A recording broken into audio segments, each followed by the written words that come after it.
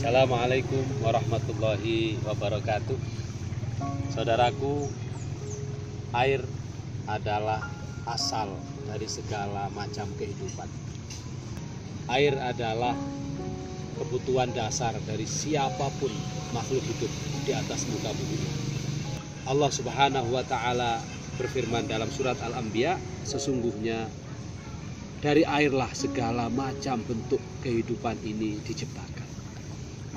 Oleh karena itu, marilah kita coba lihat kenapa air begitu istimewa, kenapa air begitu mulia di sisi Allah Subhanahu wa Ta'ala, hingga bab soal air itu sendiri diabadikan secara khusus.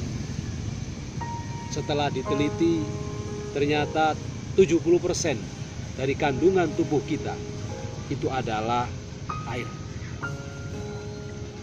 Dari 70% itu sendiri, ketika masuk pada fungsi-fungsi organ vital kita, ada jantung, ada liver, dan semacamnya, termasuk darah, itu juga membutuhkan air dan harus terdiri dari air. Kalau tidak, habis kita.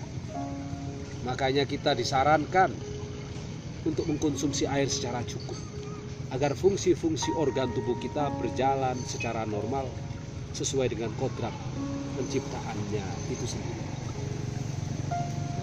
Di sisi lain, ternyata air juga punya fungsi yang sangat dahsyat. Ada banyak makna yang bisa kita pelajari, kita ambil, kita contoh dari sifatnya air. Saya ingin menjelaskan 3 hal mengenai filosofi air yang itu sudah inherent dalam kehidupan air itu sendiri. Pertama, air itu selalu mengalir dari tempat yang tinggi menuju tempat yang lebih rendah. Ini maknanya apa? Air sesungguhnya mengajarkan kita untuk selalu bersikap tawadhu, rendah hati, tidak sombong. Air mengajarkan kita untuk selalu bermanfaat dan mau untuk berbagi kepada yang lain.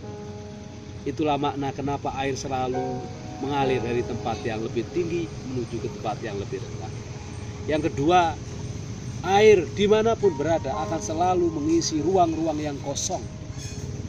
Ketika air itu dibiarkan, maka dia akan mengisi celah-celah yang belum diisi oleh yang lain.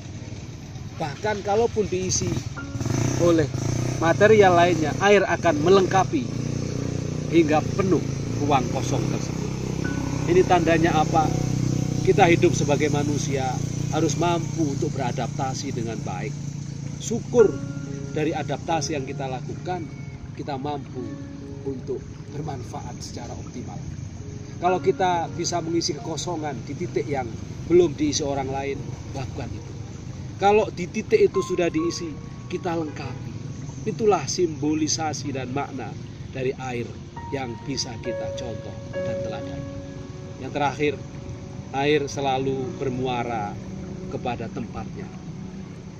Sekeras apapun tantangan, seberat apapun rintangan, dibendung, diapakan, tetap air akan sampai pada muara.